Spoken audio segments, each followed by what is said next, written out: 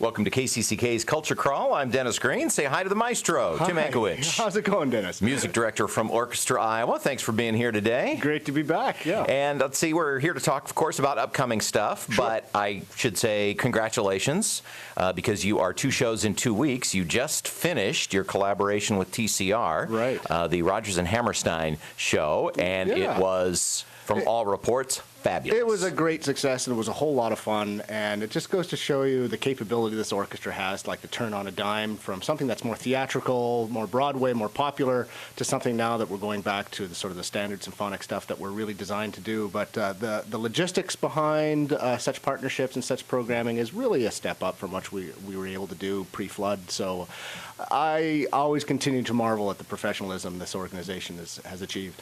Well, and being able to partner with high quality organizations Yes, too, because the orchestra is nationally renowned, and we're kind of used to that. But this is an opportunity to go out and work with that talent in our area that is of the same caliber, even if they are not professional performers. Well, and that's the other thing. Even though I'm very proud of the professionalism that we've achieved in relatively short time, you can't lose sight of the fact that you still have to be part of the community and to reach out and partner with other organizations and great talent, because there's a lot of lawyers and doctors and administrators out there who are closet singers, and really good ones and really great performers, and to give them the chance to actually share the stage with a group of this quality and let them shine and do incredible work has been a real privilege.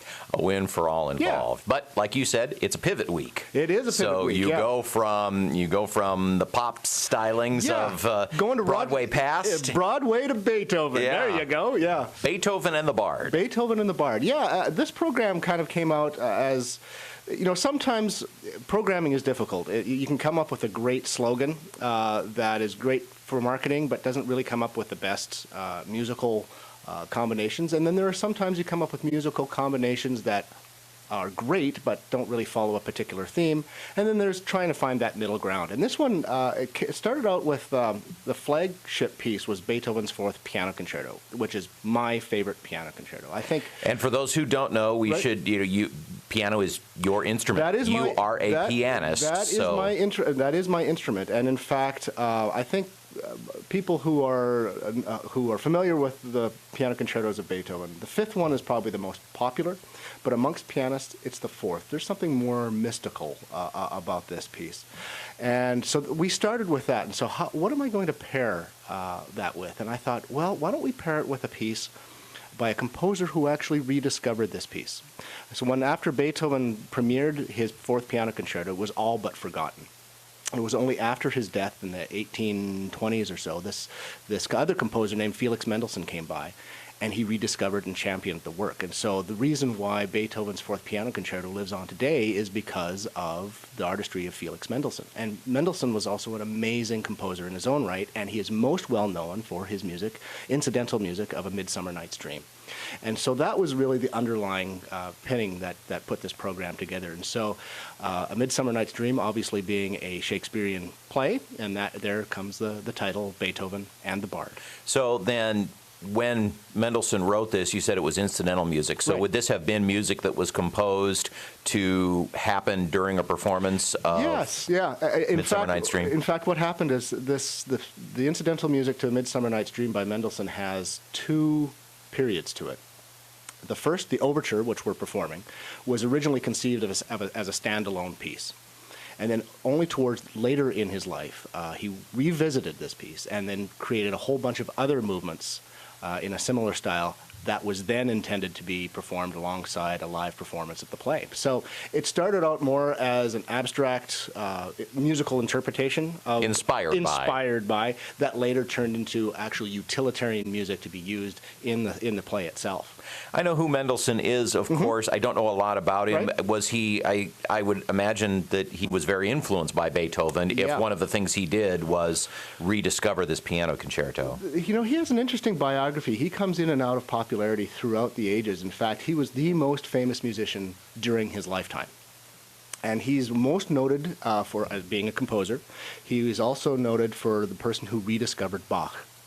Bach was all but completely forgotten, and he rediscovered the St. Matthew Passion, and then from then on rekindled this incredible interest in the music of Johann Sebastian Bach, and then also kept his eye out for other great masterworks, and another one fell in his lap, like the Fourth Beethoven Piano Concerto. He was also known as one of Europe's leading pianists of the day, and one of the world's leading violinists of the day. The guy was a Renaissance man. Wow. And I find it puzzling why his music comes in and out of vogue so often. He was Jewish, and during the Second World War, there was that would have been problematic in Europe. That was problematic in Europe, and but you know, after the war, there's an interesting story that the Nazis sequestered all the music of Mendelssohn and Mahler into a crypt because they thought in the Third Reich they would never have to play Jewish music again. And then after the bombing of Berlin, the only portion of the library that remained intact of the Berlin Philharmonic was the music of Mahler and Mendelssohn. So it's a delicious irony to come out of that terrible situation. Talking with Tim Hankewich from Orchestra Iowa about this weekend's upcoming concert, Beethoven and the Bard. Now, Mendelssohn is a piano player and a violin player. You are a pianist. Yes. So, how do you approach directing a piano concerto a little bit differently because you are a pianist yourself? You know, there's probably more groundwork that happened during my upbringing. Yes, I know I do have an affinity for the music. I've studied and actually played much of this music before. I'm not performing it myself. In fact, the soloist is Uriel Tahor. Who we need to talk about. Yeah, who's amazing from the University of Iowa. And but there are traditions and more or less predictable moments where a pianist will take license here and there. So I already know. You already know where those are going to be. I already know where the traps are. Yeah. You and Uriel don't have to. You don't have to really. I mean, you will, but you don't have to discuss those because you already know where he's going to be. Exactly. I mean, there's always flex. Nothing is ever written in stone, but you know the typical moments where there's room for interpretation, and so that really makes the rehearsal process that much more efficient. Yeah, and on the contrary, when I'm learning, let's say, a violin concerto or a concerto that I've never performed before, like a new piece of music, you know, anything can happen. I'm not. I have to learn where these moments of license can happen and all that sort of thing. So, yeah, I can cut to the chase a whole lot sooner with piano music. So, and then you said the soloist is from the University of Iowa. He's a professor on faculty at the University of Iowa.